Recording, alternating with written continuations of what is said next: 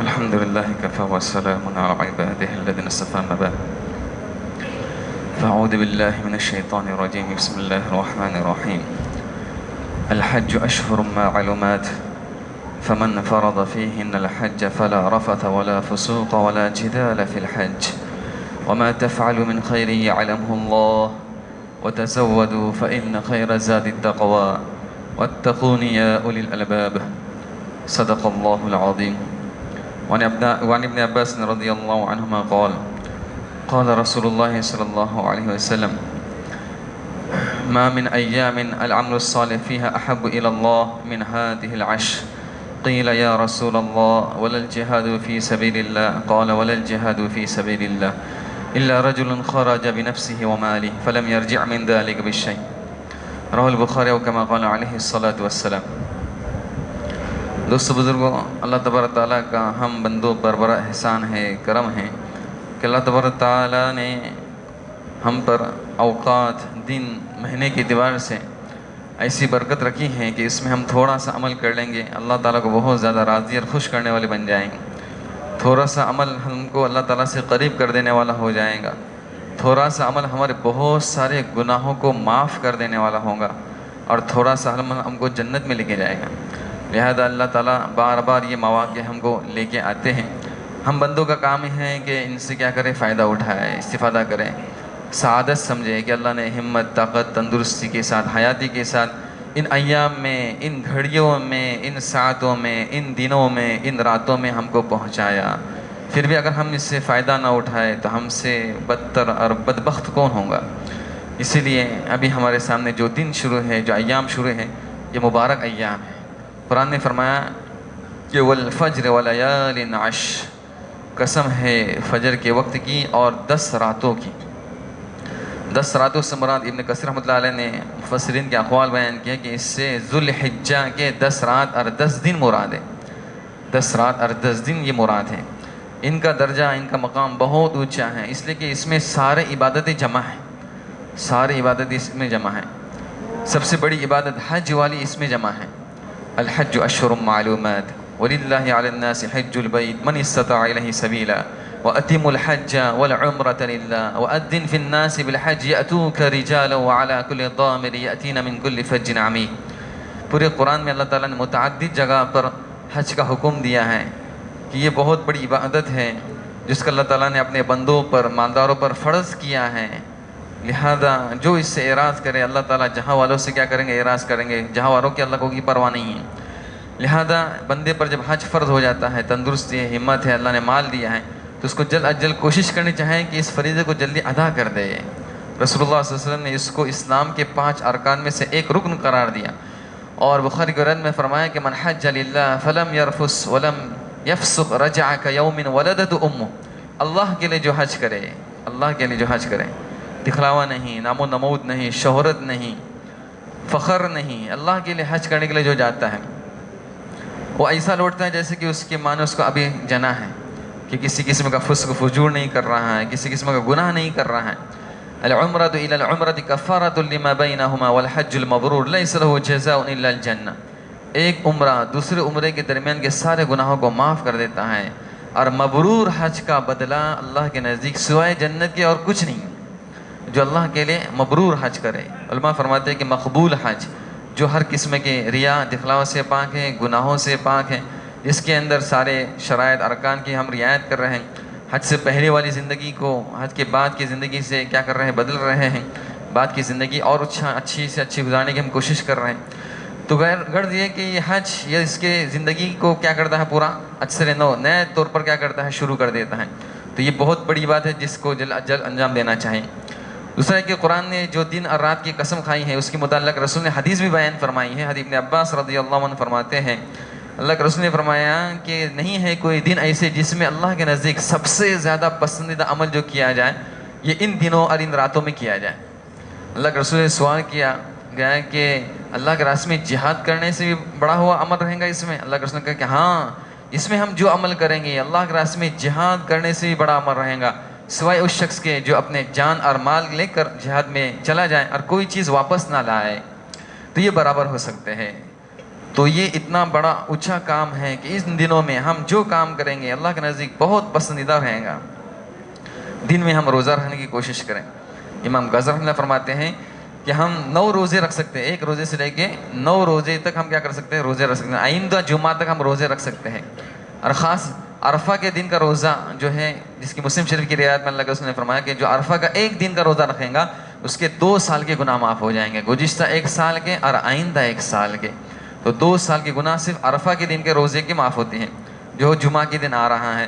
صرف جمعہ کا روزہ اس وجہ سے رکھ سکتے ہیں، بہتر ہے کہ جمعرات کا بھی رکھ لیں۔ اور یہ جو دن دی ہے 1 تاریخ سے سمجھو کہ 9 تاریخ تک، یہ سارے دن روزے رکھیں، اور اچھی بات ہے ماشاءاللہ۔ جس کی رمضان کی قضا باقی ہیں دونوں کی نیت کر لیں، قضا روزے کی بھی نیت کر لیں اور ذوالحجہ کی بھی روزے کی کیا کر لیں، نیت کر لیں، تو دونوں روزے اس کے کیا ہو جائیں گے، ادا ہو جائیں گے۔ روزے میں اللہ کی دعا قبول ہوتی ہے، روزے دار کی دعا اللہ تعالیٰ رد نہیں کرتے۔ تو اللہ نے ہمت دی ہے، طاقت دی ہے، تو بھائی 9 روزے، 8 روزے، 6، 5، 3، 2، آخری درجے میں 1 روزہ ہم کیا کر لیں، رکھنے کی کوشش کریں۔ جتنی اللہ نے ہمت دی ہے، طاقت دی ہے، ضرور اس سے بھرپور فائدہ اٹھائیں۔ رات کا کچھ حصہ ہم تنہائی کے اندر اللہ سے مانگنے کے لیے، اللہ کے سامنے گر گرانے کے لیے 2-4 رکعتیں اور رات بھر نماز پڑھنے کے لیے ہم کیا کریں، فارغ کریں۔ تہجد کا اہتمام خاص طور پر کریں، قیام اللیل کا اہتمام کریں، رات میں تلاوت کا معمول بنائیں، ان راتوں میں بھی خاص طور پر تلاوت کا معمول بنائیں۔ جن کی قضا نمازیں باقی رہتی ہیں 1 گھنٹہ فارغ کر دے کہ ہم کیا کریں گے، اس کے اندر قضا نمازیں پوری رات بھر پڑھتے رہیں گے۔ تو اس طرح ان راتوں سے، دنوں سے فائدہ اٹھائیں، ورنہ سال بھر ہمارا کھانے میں، پینے میں، سونے میں، جاگنے میں، یہاں وہاں لگ جاتا ہے، موبائل میں گھنٹوں چلے جاتے ہیں، ہم کو احساس بھی نہیں ہوتا۔ تو یہ بجائے موبائل میں ہمارا وقت لگنے کے، ہم اللہ کے سامنے کھڑے ہونے کے اندر گر گرانے میں اور مانگنے میں ہمارا وقت لگ جائے، یہ ہمارے لیے کیا ہے، بہت بڑی سعادت ہے۔ لہذا ان دنوں سے ہمیں کیا اٹھانا ہے، زیادہ سے زیادہ فائدہ اٹھانا ہے۔ اس کے علاوہ ایک بڑی سمجھ لیجیے کہ عبادت ہمارے سامنے جو آ رہی ہے، وہ قربانی کی عبادت آ رہی ہے، جو حضرت ابراہیم علیہ السلام کی سنت ہے۔ اللہ تبارک تعالیٰ نے کو عادت جو پسند آئی ہے، قیامت تک کے لوگوں کے لیے سنت کو کیا کیا ہے، جاری اور ساری فرمایا ہے۔ لہذا اس سنت کو ہمیں خوش دلی سے انجام دینا ہے۔ خوش دلی سے کیا دینا ہے، انجام دینا ہے، کہ ہم اللہ تعالیٰ کے لیے جتنی خوش دلی کے ساتھ انجام دیں گے، اس کا ہمارے لیے اجر اور ثواب زیادہ سے زیادہ لکھا جائے گا۔ مسند احمد کی روایت میں ہے کہ ہر بال پر اس کو ایک نیکی لکھی جاتی ہے، ہر بال پر اس کی ایک نیکی لکھی جاتی ہے۔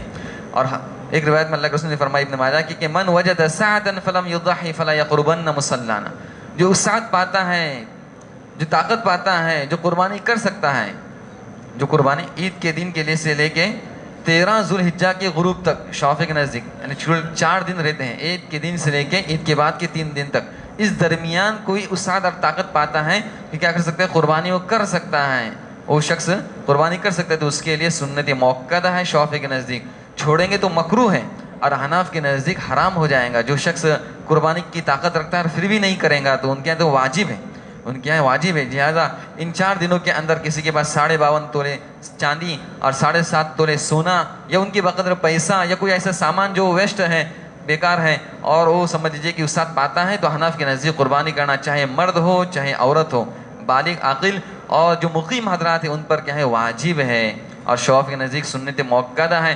اللہ کے رسول نے اس سنت کو ہمیشہ کیا انجام دیا ہے، کبھی نہیں چھوڑا ہے۔ لہذا ہمیں طاقت ہے، صلاحیت ہے، تو ضرور اس سنت کو ہم کیا کریں، انجام دیں۔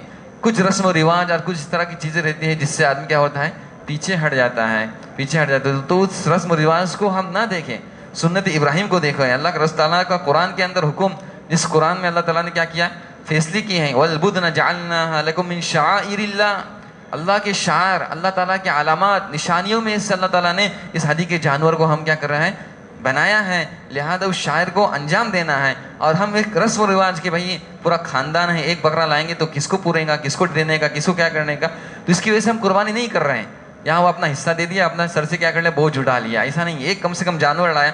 لہذا ابو ایوب انصاری کی روایت ہے کہ ہم اللہ کے رسول کے زمانے میں ایک جانور لاتے تھے جو پورے گھر والوں کی طرف سے کیا ہو رہا ہے، کافی ہو رہا ہے، تو کم سے کم ایک گھر کے اندر ہمارا کیا آ جائے، جانور آ جائے، ایک فیملی کے اعتبار سے، ایک وراٹ کے حساب سے سمجھ لیجیے ایک جانور، 2 وراٹ ہے تو 2 جانور ہونا چاہیے، اگر طاقت ہے تو دونوں کیا کریں، اس کی کوشش کریں، تو ایک فیملی کے اندر ہمارا ایک جانور آ جائے گا تو ہمارے بیوی بچے کی طرف سے کیا ہو جائے گا، کافی ہو جائے گا۔ لہذا ہم پورے خاندان کو گوشت بانٹنے کے چکر میں نہ رہیں، بلکہ اس کے جو حصے ہیں گوشت کے، اس سنت کے مطابق کیا کریں، ہم انجام دیں۔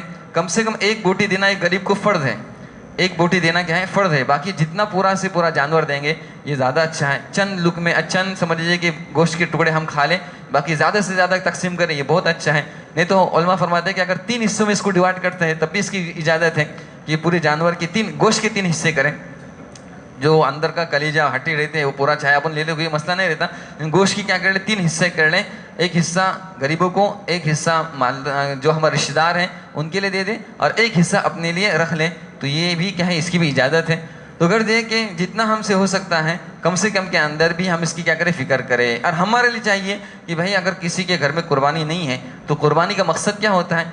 कुर्बानी का मकसद एक तो हज़रत इब्राहिम सलाम की सुन्नत को ज़िंदा करना है, और दूसरा मकसद गरीबों के अंदर भी आज का दिन खुशी का दिन रहे, उनको भी समझ लीजिए कि मोहताजगी ना हो और उनको किसी किस्म की तंगी महसूस ना हो। लिहाजा उनका घर भी क्या हो, आबाद हो, उनके घर भी पकवान पके। तो इसका यही मकसद होता है। तो गरीबों के घर के अंदर भी ये ईद का दिन क्या हो, गोश्त चला जाए, इसका हमको क्या करना है, फ़िक्र करना है। और हमारे रिश्तेदार में किसी के पास गोश्त नहीं आता तो सामने वाले को ताना नहीं देना है कि भाई इसका घर में कुर्बानी हुई और हमको कुछ नहीं मिला। तो हम इस तरह कर ताने देते रहेंगे तो फिर सामने वाला हिम्मत नहीं करेगा कुर्बानी करने की। लिहाजा ये ताना हमको नहीं देना है। और लिहाजा जिन हजरत का कुर्बानी का इरादा है उनके लिए हदीस में मुस्लिम शरीफ की रिवायत में एक सुन्नत आई है कि जो कुर्बानी का इरादा रखते हैं उनके लिए सुन्नत ये है कि अपने बाल और नाखून को 1 ज़ुल्हिज्जा से कुर्बानी होने तक ना काटे। 1 ज़ुल्हिज्जा से कुर्बानी होने तक ना काटे, चाहे हाजी हो चाहे गैर हाजी हो, हर एक के लिए सुन्नत है कि ये 1 ज़ुल्हिज्जा से कुर्बानी होने तक ये बाल और नाखून नहीं काटेंगे। हाँ, हाजी की जो समझ लीजिए कि सर के हलक करने का रहता है हज के दिन में, जो रमी करता है उसके बाद, तो सर का हलक करने की इजाज़त है। उसके अलावा वो बाल वगैरह से 1 ज़ुल्हिज्जा से पहले क्या हो जाए, फारिग हो जाए। और औरतों की समझ लीजिए कि जो कंघी वगैरह करते हैं, कंघी में कुछ बाल आ जाते हैं, औरतें जो कंघी करते हैं उसमें कंघी में खुद ब खुद बाल आते हैं तो माफ़ रहते हैं, खुद ब खुद जो बाल आते हैं वो माफ़ रहते हैं। काटने की क्या है, मुमानियत है। लिहाजा बदन से चमड़ी है, बाल है और इसी तरह समझिए नाखून है, किसी चीज़ को अज़ू को काटना नहीं है। इन तमाम को अपने हाल पर क्या रखना है, बरकरार रखना है। तो ये कुर्बानी की हमको सुन्नत को क्या करना है, अंजाम देना है। अब कुर्बानी जो हमको जो करनी है ऐसे जानवर पर करनी है जो जानवर समझ लीजिए कि अगर मेंढा है तो उस पर 1 साल गुजारना क्या है, ज़रूरी है, मेंढे पर 1 साल। लेकिन अगर उसने दांत निकाला है तो 1 साल से भी पहले भी वो मेंढा क्या हो जाएगा, चल जाएगा। और अगर बकरा है, बकरी है या बड़ा जानवर है तो ऐसे बड़े जानवर के अंदर 2 साल का होना क्या है, ज़रूरी है। हनफी के नज़दीक बकरा और बकरी में भी 1 साल ज़रूरी है। हनफी के अंदर बकरे और बकरी के अंदर भी 1 साल चल जाता है, लेकिन शाफ़ी के नज़दीक बकरा और बकरी और जो बड़े जानवर हैं इन तमाम में 2 साल का होना ज़रूरी है। इल्ला के सेमिनार के अंदर हमारा तय हुआ था कि अगर आखिरी वक्त तक कोई कोशिश करा उसको नहीं मिला तो आखिरी वक्त में अगर कुछ महीने कम हो जाते हैं उसमें, ये समझिए 1 साल का मिलता है या कुछ महीने 2 साल के अंदर कम हो जाते हैं तो चल जाएगा। लेकिन अभी तो कोशिश करना है कि हमको 2 साल का ही बकरा तलाश करना है। आखिरी वक्त कुर्बानी के ख़त्म होने आ रहे हैं, कुर्बानी शुरू हो गए, फिर भी अभी हमको नहीं मिल रहा है, तो आखिरी वक्त में 2 साल से कम भी चल जाएगा। लेकिन अभी 2 साल का मुकम्मल क्या करना है, तलाश करना है। या मेंढा लेते हैं तो 1 साल में के अंदर भी क्या हो जाएगा, चल जाएगा। और उसके दांत निकल जाते हैं तो 1 साल से पहले भी क्या हो जाएगा, चल जाएगा। अब दूसरा मसला आता है कान कटा हुआ का मसला। कान कटा हुआ जानवर चलेगा कि नहीं चलेगा। हनफी के नज़दीक तो 1/3 से कम कटा हुआ है, 1/3 से कम कटा है तो उनके चल जाता है। और शाफ़ी के नज़दीक अगर थोड़ा भी कान का हिस्सा कट कर अलग हो जाता है तो नहीं चलता। कान का हिस्सा थोड़ा कट कर अलग हो गया कि बाकायदा यहाँ से खपला निकल गया है तो नहीं चलता। खाली चीर है, उसकी फटन है, चीर है तो चल जाता है। और कट के अलग हो गया है तो थोड़ा भी नहीं चलता। अलबत्ता सेमिनार के अंदर ये भी बात तय की गई है कि आखिरी वक्त कोई तलाश कर रहा है, उसको सही कान वाला नहीं मिल रहा है तो आखिरी दर्जे में कान कटा हुआ, 1/3 से कम कान कटा हुआ जैसे कि हनाफ के नज़दीक है, इसकी क्या है, गुंजाइश है। शाफ़ी के नज़दीक भी चल जाएगा, लेकिन अभी नहीं, बल्कि कब, बिल्कुल आखिर वक्त में कि आप कुर्बानी का वक्त ख़त्म हो जाएगा तो उस वक्त थोड़ा सा कान अगर कटा हुआ है 1/3 के अंदर तो हनफी मसलक के हिसाब से जो चल जाता है वो यहाँ पर चल जाएगा। तो ये समझ लीजिए कि जानवर की दूसरी सिफात भी रहते हैं कि भाई वो जानवर लंगड़ा ना हो बल्कि चरागाह पर आराम से क्या हो सकता, चल के जा सकता है। इसी तरह वो काना नहीं होना चाहिए, एक आँख से काना जिसको कम दिखता है या नहीं दिखता है तो ऐसा जानवर नहीं होना चाहिए। बिल्कुल लागड़ भी नहीं होना चाहिए जिसका बहुत गोदा पूरा ख़त्म हो गया है। तो ये जानवर के अंदर कोई उसके गोश्त में या कोई समझ लीजिए कमी ना है, बिल्कुल फरबा होने की क्या कोशिश करना है। इसलिए सहाबा की सिफात थी कि वो जानवर को पहले से ख़रीदते थे और खिला पिला के उसको क्या करते थे, तगड़ा और मजबूत करते थे। اور اسی طرح ان عید کے دنوں جب آئیں گے تو عرفہ کے دن سے یعنی جمعہ کے دن عرفہ کے دن آئیں گا تو اس وقت سے لے کے ایام تشریق کے آخر تک تکبیرات کہنا کیا ہے؟ یہ سنت ہے. ایک تکبیرات مرسل آتی ہیں جو رستے میں، گھروں میں، بازاروں میں چلتی پھرتے تکبیر کرنا ہے، اور ایک تکبیر جو نماز کے بعد پڑھی جاتی ہے. نماز کے بعد جو تکبیر پڑھتے ہیں اللہ اکبر اللہ اکبر اللہ اکبر لا الہ الا اللہ واللہ اکبر، تو یہ جو تکبیر پڑھتے ہیں ایام تشریق کی تو یہ نمازوں کے بعد پڑھی جاتی ہیں. اور اس کے بعد اس کے علاوہ جو لوگ اضافہ کرتے ہیں سبحان اللہ والحمد للہ ولا الہ الا اللہ واللہ اکبر، اس کا کتابوں میں کہیں ثبوت نہیں ملتا، اس لیے بعض مساجد کے اندر ابھی تک اس تسبیح جاری ہے. تو یہ اماموں کو کام ہے کہ متولی کو متوجہ کر کے یہ تسبیح ختم کر دیں، بلکہ جو سنت سے ثابت ہے بس اتنا ہی پڑھ دیں اللہ اکبر اللہ اکبر اللہ اکبر لا الہ الا اللہ اکبر وللہ الحمد. اور پھر مزید اگر یہ کہنا چاہیے امام شافعی نے اور بڑھا دیا ہے اللہ اکبر کبیرہ والحمد للہ کثیرہ وسبحان اللہ بکرۃ واصیلا لا الہ الا اللہ ولا نعبد الا ایاہ مخلصین لہ الدین ولو کرہ الکافرون لا الہ الا اللہ وحدہ صدق وعدہ ونصر عبدہ وہزم الاحزاب وحدہ. لہذا اس کو بھی امام شافعی اور امام نووی رحمۃ اللہ علیہ نے ریاض الصالحین کے اندر اور روضۃ الطالبین کے اندر اس کو ذکر کیا ہے. جو سنت سے ثابت ہے ہم اسی پر کیا کریں؟ عمل کرنے کی کوشش کریں. اللہ تعالی ہم تمام کو ان باتوں پر عمل کرنے کی توفیق عطا فرما. وآخر دعوانا الحمد للہ رب العالمین.